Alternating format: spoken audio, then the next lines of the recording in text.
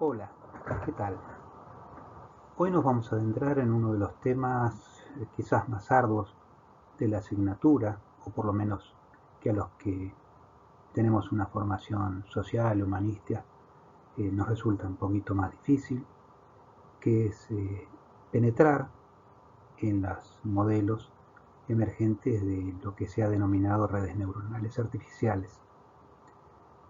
Le pusimos como subtítulo el retorno del conexionismo o el neoconexionismo, porque esta clase se articula con la de representaciones mentales.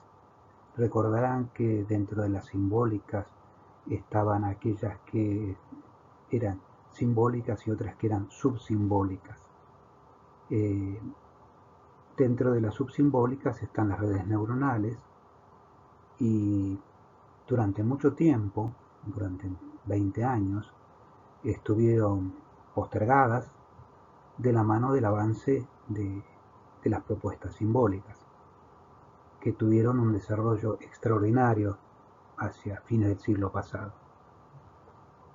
Sin embargo, estas propuestas, que en realidad habían tenido su inicio muchísimos años antes, pero con dificultades en tener la capacidad técnica para llevar adelante las ideas que conceptualmente ya los guiaban, volvieron de la mano de la potencia de las computadoras más modernas y también de la mano de las neurociencias, de una extraordinaria capacidad de modelar, de generar modelos explicativos y fundamentalmente productivos del funcionamiento de los procesos cognitivos. Por eso es que encontró un campo fértil de crecimiento dentro de las neurociencias, dentro de la neuropsicología y dentro de la psicología cognitiva, naturalmente. Esta clase la vamos a compartir con Matías Hierro. Él es psicólogo y está haciendo su tesis doctoral con una beca de la Universidad Nacional de Mar del Plata y particularmente está desarrollando su tesis en metodologías afines y complementarias con las que desarrollaremos en esta clase. Así que si nos ubicamos en lo que habíamos comentado en su momento en representaciones mentales, estos modelos subsimbólicos o de procesamiento distribuido son modelos computacionales llamados redes neuronales que tienen su metáfora en el funcionamiento del cerebro humano y tienen como objetivo obtener modelos computacionales, explicativos y predictivos en la psicología cognitiva, neuropsicología, neurociencias, poder enmarcar, generar y poner en juego hipótesis que pueden ser después directamente comprobadas en experimentos o en simulaciones. Y, vinculado con lo anterior, con las simulaciones, realizar sistemas informáticos con capacidad de emulación de redes naturales, es decir, que se comportan como las redes naturales, sean estas las del cerebro o sean los modelos psicológicos sobre los que se asienta la descripción de algún procesamiento cognitivo particular. Recordemos, estos modelos subsimbólicos o de procesamiento distribuido suponen la existencia de más de un procesador. Ya podemos bajarlo y decir cada procesador será una neurona. Estas neuronas van a funcionar en paralelo, es decir, cuando se produce un disparo, todas ellas se activan de acuerdo a ciertas condiciones en cierto momento. La unidad de tratamiento no son símbolos, no son palabras, no son unidades de imagen, son aspectos o partes de símbolos o de la realidad sensible o de un número o tratamientos numéricos. Esto en definitiva importa poco. Lo que importa es que a partir de elementos que en sí mismos no son símbolos, sino que son generalmente partes de símbolos, son capaces de lograr luego construir en sucesivas etapas de un proceso un resultado que llamaríamos inteligente. Otra idea central es que, a diferencia de los sistemas simbólicos, lo que llamamos almacén, lo que llamamos memoria, no es una entidad separada, desintegrada, sino que está integrada en el proceso mismo. En realidad, la distribución de pesos que tiene una red en un determinado momento es en sí mismo la memoria. Y naturalmente, como decíamos, la metáfora es la metáfora cerebral, no la metáfora del procesamiento de la información, como era en el caso del paradigma de procesamiento de la información.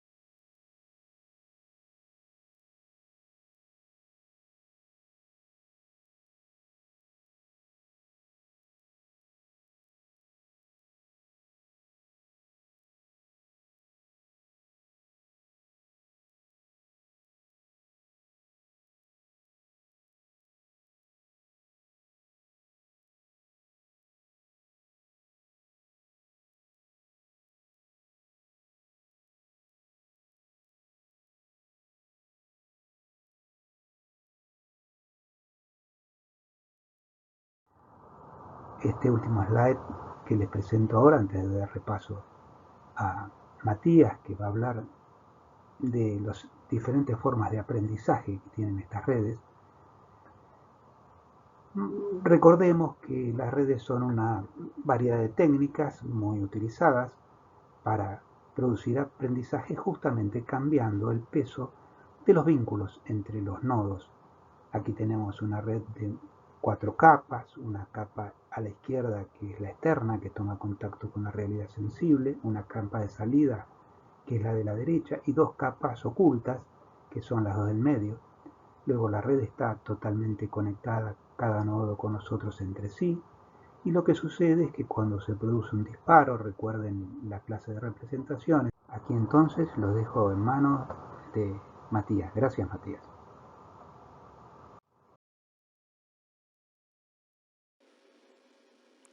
Muchas gracias, Jorge. Como ya has anticipado, hoy vamos a hablar de redes neuronales artificiales. Recordemos que son modelos subsimbólicos de representación del conocimiento. Estos modelos se pueden dividir a grandes rasgos en 3, según el tipo de aprendizaje que utilicen para representar el conocimiento. Podemos tener aprendizaje supervisado, aprendizaje no supervisado y, por último, aprendizaje por refuerzo. Dentro del aprendizaje supervisado tenemos datos de entrada y tenemos una respuesta que esperamos obtener. Lo que estamos tratando de hacer en este caso es que las redes neuronales construyan el algoritmo por su cuenta.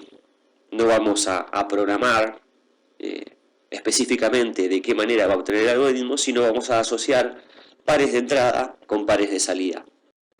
Esto se ve claramente en reconocimiento facial, reconocimiento de voz, clasificación automática, para lo cual ya tenemos un patrón y hay que compararlo. Desde la psicología tenemos los modelos de aprendizaje por imitación o el modelado de Bandura como grandes ejemplos. El aprendizaje no supervisado se basa en que no existe una respuesta o una clasificación que estamos esperando que salga del sistema. Lo único que necesitamos es que organice los datos según su similaridad. Desde la psicología lo vemos con las inferencias y las generalizaciones. Por ejemplo, aquel niño que aprendió a escribir con un lápiz puede escribir tranquilamente con una virome, aunque no se traten de objetos iguales. Desde el lado de la informática vemos ciertos algoritmos de selección de contenidos con los cuales nosotros interactuamos constantemente, como son los de Google, Facebook, Spotify, Netflix, los cuales nos acercan a nosotros contenidos similares a los cuales ya hemos accedido. Por último, el aprendizaje por refuerzo es algo relativamente nuevo para estos modelos, no tanto por su idea, porque como sabemos remonta al conductismo, sino por su dificultad tecnológica de realizarse. En los últimos años, debido a la gran explosión de aumento de potencial de procesamiento, estamos superando estas barreras. Por ejemplo, ya no existe un humano que le pueda ganar a la computadora jugando al ajedrez o jugando al Go. Son juegos que en un momento se pensaron imposibles de simular, para los que se requería un pensamiento estratégico humano, y sin embargo al día de hoy ya las computadoras están logrando superar estas barreras. Para realizar aprendizaje supervisado en redes neuronales necesitamos un insumo fundamental, que son los datos bien clasificados. Este conjunto de entrenamiento necesita tener los datos de entrada asociados a datos de salida para poder inferir el algoritmo que une esos dos valores. Por ejemplo, si vemos la tabla que está en pantalla en este momento, cualquiera de nosotros puede inferir que cada una de esas preguntas A y B da 5 puntos si se respondió bien y 0 puntos si se respondió mal. Esto es posible de ser calculado mediante un sistema subsimbólico, que es exactamente lo que realizan los perceptrores multicapa que veremos a continuación.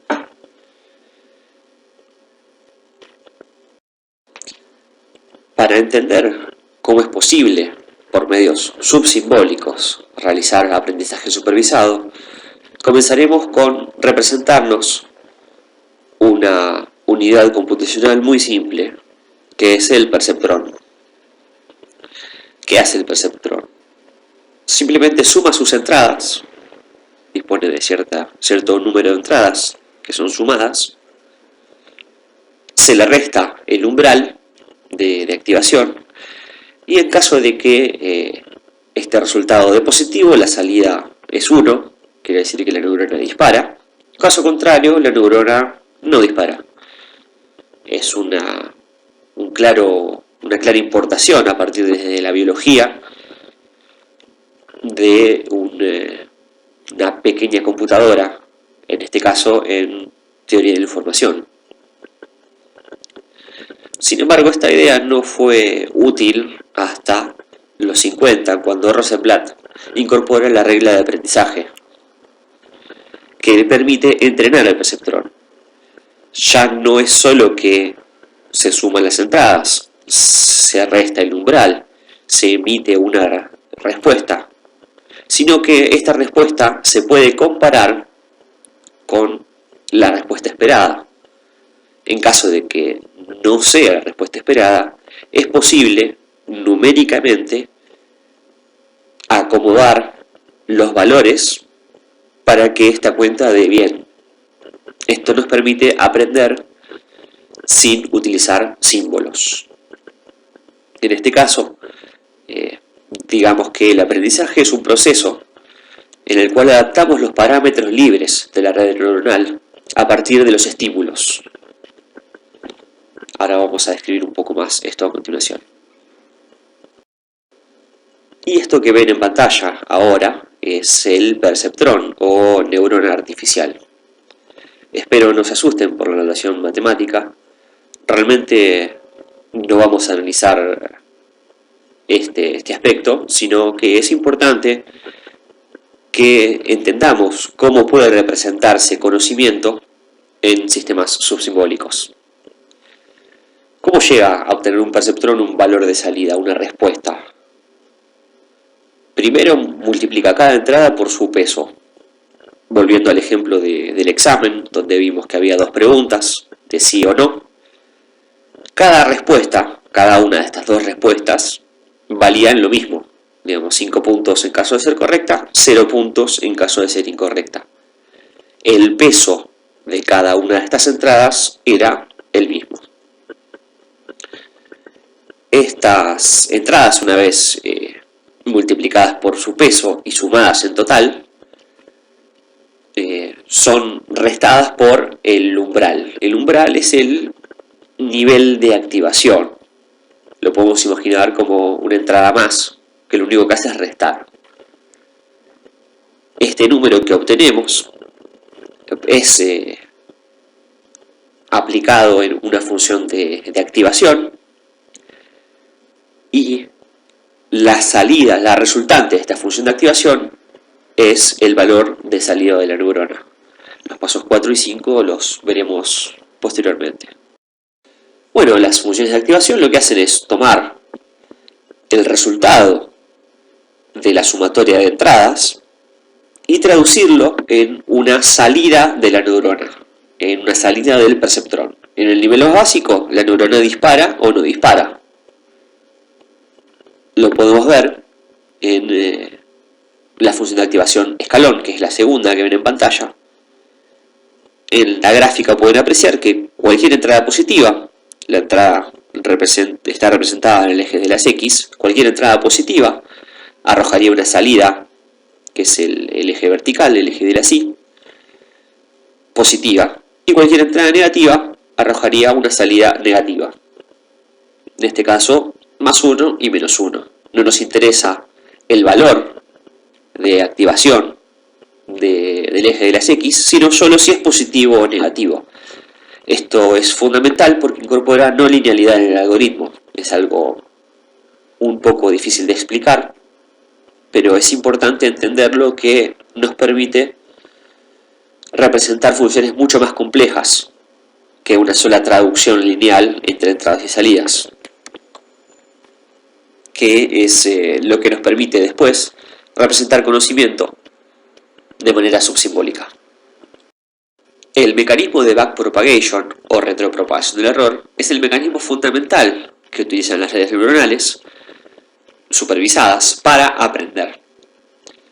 Vimos hasta ahora un paso hacia adelante, un procesamiento que se da feed forward o hacia adelante, en lo cual las entradas son multiplicadas cada una por su peso relativo, se le resta el umbral, este valor se pasa por una función de activación y se obtiene un resultado. Ahora que tenemos el resultado, lo comparamos, recordemos que estamos haciendo aprendizaje supervisado, lo comparamos con el valor esperado de salida. Si es igual, la neurona no tiene nada que aprender, ya ha minimizado sus costos, ya ha reducido el error a 0, no puede reducirse más. En caso de que sea diferente este valor resultante del esperado, se produce una retropropagación del error. Esto lo pueden ver graficado en rojo en la pantalla, en lo cual mediante el cálculo de la derivada primera de la función de error es posible ir aproximando los parámetros libres, quiere decir ir modificando los pesos relativos de cada entrada, para que el valor de salida se asemeje a partir de esos valores de entrada. No nos vamos a meter demasiado en cuestiones como la derivada. Creo que es entendible el gráfico inferior, donde a partir del primer punto azul, el más alto, la función va descendiendo mediante descenso de gradiente hacia un mínimo local. Este mínimo que ven abajo con W minúscula es el mínimo de error al que puede llegar esta función. Estos pasos de aprendizaje van aproximando sucesivamente pequeñas diferencias numéricas en los valores de los pesos para representar fielmente esa salida esperada a partir de la entrada disponible. Recapitulemos entonces cómo se da un proceso de aprendizaje en un perceptrón. Hay, a grandes rasgos, dos pasos, uno hacia adelante y uno hacia atrás. El paso hacia adelante es el de propagación de la activación. El paso hacia atrás es la retropropagación del error. En la propagación de la activación, primero que tenemos que multiplicar cada entrada por su peso, realizar una sumatoria sobre estas entradas, restamos el umbral y calculamos a partir de este valor obtenido, calculamos la salida de la neurona utilizando la función de activación. Una vez que llegamos a este punto, comparamos el valor esperado con el valor obtenido. Si son iguales, no hay nada que aprender.